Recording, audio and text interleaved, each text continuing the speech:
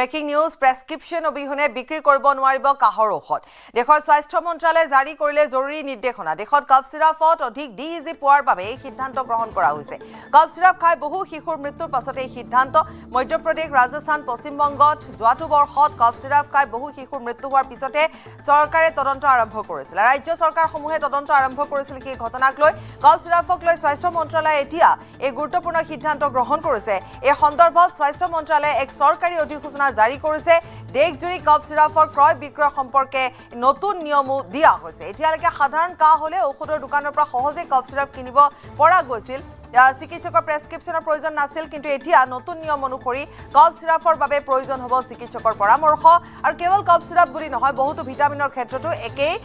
নিৰ্দেশনা বৰ্তমান প্ৰযোজ্য হ'ব একে ধৰণে কাৰণসমূহ প্ৰযোজ্য হ'ব মুঠৰ ওপৰত প্ৰেছক্ৰিপশ্যন অবিহনে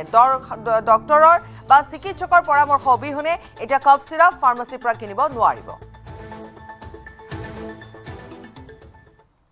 নলবাৰী চাঞ্চল্যকৰ অপহৰণ কাণ্ড পিতৃৰ উপস্থিতিতে দ্বিতীয় শ্ৰেণী ছাত্ৰীক অপহৰণৰ চেষ্টা ছাত্ৰীগৰাকীৰ পিতৃক ডিঙিত চুৰি থৈ অপহৰণ কৰাৰ চেষ্টা দুই অপহৰণকাৰীয়ে চুৰিৰে আক্ৰমণ কৰে প্ৰমোদ হালৈক পিতৃৰ সৈতে বাইকেৰে বিদ্যালয়লৈ গৈ থকাৰ সময়তে ডিঙিত চোকা অস্ত্ৰ লগাই অপহৰণৰ চেষ্টা চলাইছিল ছাত্ৰীক নলবাৰী সৰিয়তলী লাওদলত এই কাণ্ড সংঘটিত হয় এটা অতিকৈ ভয়ংকৰ ঘটনা সংঘটিত হয় দিন দুপৰতে এই ঘটনা সংঘটিত হয় দুই অপহৰণকাৰী গুৱাহাটীৰ চেনিকুঠিৰ জাহিদুল আলী আৰু শিলপুখুৰীৰ পূৰ্বাঞ্চল নগৰৰ গুপ্তা বুলি জানিব পৰা গৈছে পিছত ৰাইজে দুই অপহৰণকাৰীক কৰায়ত্ব কৰি উত্তম মধ্যম সুধাই আৰক্ষীক গতাই দিছে ৰাইজৰ প্ৰহাৰত আহত দুই অপহৰণকাৰীক চিকিৎসালয়ত ভৰ্তিও কৰোৱা হৈছে মুঠৰ ওপৰত দিন দুপৰতে এতিয়া এনেধৰণৰ কাণ্ড সংঘটিত হ'বলৈ ধৰিছে অপহৰণ কাণ্ড সংঘটিত হ'বলৈ ধৰিছে আৰু অপহৰণ কাণ্ড এতিয়ালৈকে কেইবাটাও সংঘটিত হৈছে তাৰ ভিতৰত এইটো এটা অতিকৈ ভয়ংকৰ ঘটনা সংঘটিত হৈছে য'ত পিতৃৰ উপস্থিতিতে দ্বিতীয় শ্ৰেণীৰ এগৰাকী ছাত্ৰীক অপহৰণৰ চেষ্টা কৰিছিল দুজন যুৱকে দুই দুৰ্বৃত্তই আৰু দুইজন গুৱাহাটীৰে বুলি শেহতীয়াকৈ জানিব পৰা গৈছে পৰৱৰ্তী সময়ত ৰাইজে উত্তম মধ্যম সুধাই আৰক্ষীক গতাই দিছে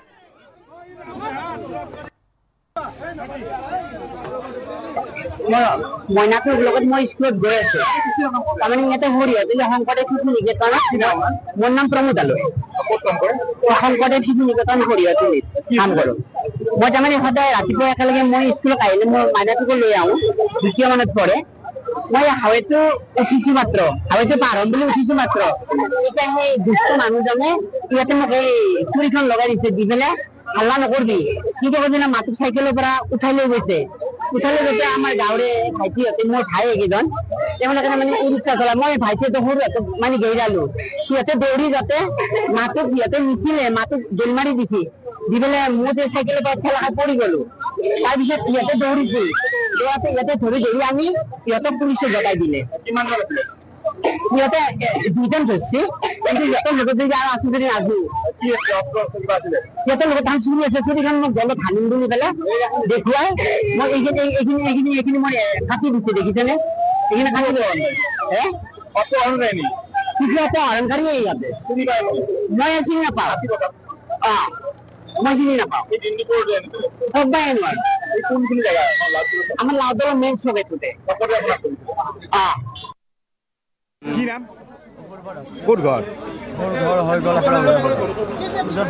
উজান বজাৰ কাক কিডনেপ কৰিব আহিছিলে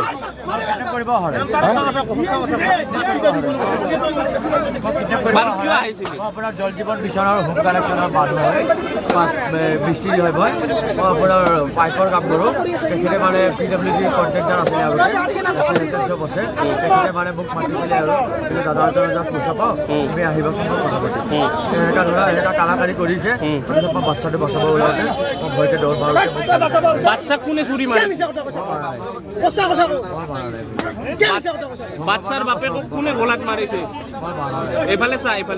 বাচ্চাৰ বাপেকক গলত কোনে চুৰি মাৰিছে কোনে মাৰিছে বাৰু আপুনি কেনেকে নাজানে আপুনি লগত আছে আপোনাক কিহৰ কাৰণে ধৰিলে কিহৰ কাৰণে দৌৰিলে আপোনাৰ যদি একো প্ৰব্লেম নাই আপুনি দৌৰিছে কিহৰ কাৰণে মই টিকেটটো বচাইছোঁ বচাওঁতে মানুহবিলাকে ধৰ বুলি ক'লে ভয় নালাগিব আপোনাৰ হ'লেও ভয় লাগিব বাৰু এটা মই আপোনাক চিম্পল কথা কওঁ যদি আপোনাৰ ভয় নাইয়ে আপুনি কিহৰ কাৰণে দৌৰিলে আপুনি কিয় ভয় খালে ভয় কৰিব লগা নাই মোৰ দম আছে মই মানে কি মই একো ভুল কৰা নাই আপোনাৰ কিয় ভয় কৰিব চিনাকি জাগাত এনেকুৱা হেৰি কৈলাশ ডেকাৰ সৈতে সংযুক্ত হৈছো কৈলাশ সমগ্ৰ ঘটনাটো সন্দৰ্ভত আৰু কিবা আপডেট আছে কাৰণ দুৰ্বৃত্ত ইতিমধ্যে বা দুৰ্বৃত্ত বুলিয়ে কৈছো অপহৰণকাৰী বুলিয়ে কৈছো অপহৰণকাৰীয়ে কৈছে যে এজনে কৈছে যিজন হয়তো বিজয় গুপ্তা তেওঁৰ নামটো কিবা গুপ্তা হ'ব পাৰে গতিকে তেওঁ ইতিমধ্যে কৈছে যে তেওঁলোক অহা নাছিলে বা তেওঁ সেয়া কাম কৰিব যোৱা নাছিলে গতিকে গোটেই ঘটনাটো কেনেকুৱা হ'ব পাৰে কি হ'ব পাৰে আৰক্ষীয়ে প্ৰাথমিক তদন্তত কি পাইছে ৰাইজে কি কয় আটাইখিনি সামৰি আপুনি জনাব কৈলাশ নিশ্চিতভাৱে চাওক এই চাঞ্চল্যকৰ যি ঘটনা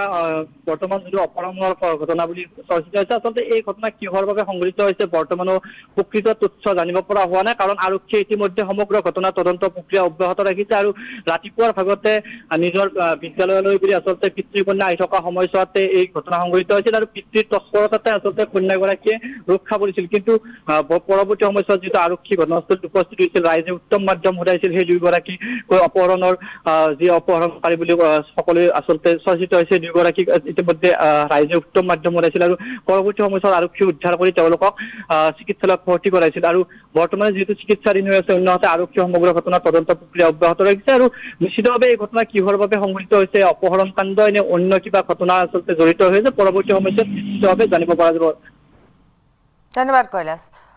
অৰ্থাৎ এতিয়ালৈকে প্ৰাথমিক তদন্তত আৰক্ষীয়ে একো কথা জানিবলৈ দিয়া নাই কিন্তু সমগ্ৰ ঘটনাটো চাঞ্চল্যৰ সৃষ্টি হৈছে গুৱাহাটীৰ পৰা গৈ এজনী কণমানি শিশুক দ্বিতীয় শ্ৰেণীৰ শিশুক কি কাৰণত অপহৰণৰ চেষ্টা কৰিছিল সেয়া এতিয়া ৰহস্যৰ আৱৰ্ত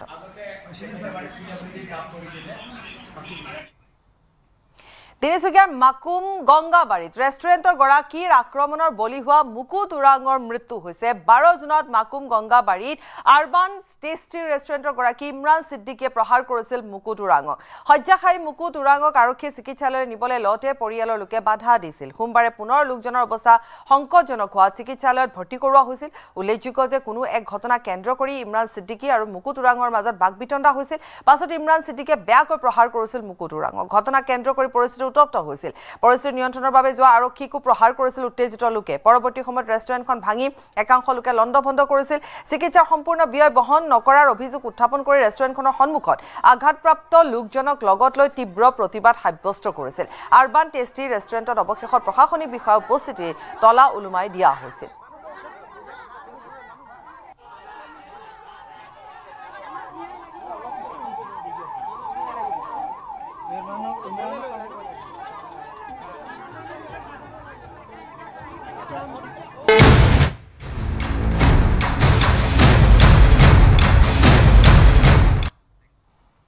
ব্ৰেকিং নিউজ জিএসটি ফাঁকিৰ বিৰুদ্ধে এছটিএফ আৰু ৰাজ্যিক জিএসটি বিভাগৰ বৃহৎ অভিযান বিহাৰ পশ্চিম বংগ আৰু গুৱাহাটীত একে সময়তে অভিযান এছটিএফ আৰু ৰাজ্যিক জিএসটিৰ যৌথ অভিযানত 8 অভিযুক্তক গ্ৰেপ্তাৰ কৰা হৈছে 47 কোটিতকৈ অধিক টকাৰ ভুৱা আইটিসি কেলেংকাৰী উদ্ঘাটন বিটুমিন ব্যৱসায় বৃহৎ কৰ ফাঁকিৰ তথ্য পোহৰলৈ অহাৰ পিছতে অভিযান ভুৱা চালান ব্যৱহাৰ কৰি চলাইছিল কৰ ফাঁকিৰ বৃহৎ জালিয়াতি পাটনাত 3 জন পশ্চিম বংগত 2 জন আৰু গুৱাহাটীত 3 জন অভিযুক্ত গ্ৰেপ্তাৰ এছটিএফ আৰু জিএসটি গুৱাহাটীত গ্ৰেপ্তাৰ হোৱাৰ ভিতৰত আছে এজন অধিবক্তাও জিএসটি কেলেংকাৰীৰ অন্যতম মূল চক্ৰান্তকাৰী ধৃত অধিবক্তা গৰাকী গুৱাহাটীত গ্ৰেপ্তাৰ অধিবক্তা অমিত ঝা অজয় কুমাৰ যাদৱ আৰু চন্দন কুমাৰ বিহাৰত গ্ৰেপ্তাৰ হৈছে সাহিনা সুলতানা শাহবাজ হাইদাৰ আৰু নৌশাদ নামৰ 3 জন আনহাতে দীপক শাহ ৰাজেন্দ্ৰ শাহ পশ্চিম বংগত গ্ৰেপ্তাৰ কৰা হয় ৰাজ্যৰ বাহিৰত প্ৰথমবাৰৰ বাবে জিএসটি বিভাগে অভিযান চলাইছিল জিএসটিৰ ৰাডাৰত বিটুমিন ব্যৱসায়ৰ লগত জড়িত আন বহু লোক জিএসটি ফাঁকি দাতা কোনো ৰেহাই নহয় বুলি প্ৰকাশ ৰাজ্যিক জিএসটি বিভাগৰ অসমত বৃহৎ জিএসটি জালিয়াতি নেটৱৰ্ক উৎখাত কৰিছে বিভাগটোৱে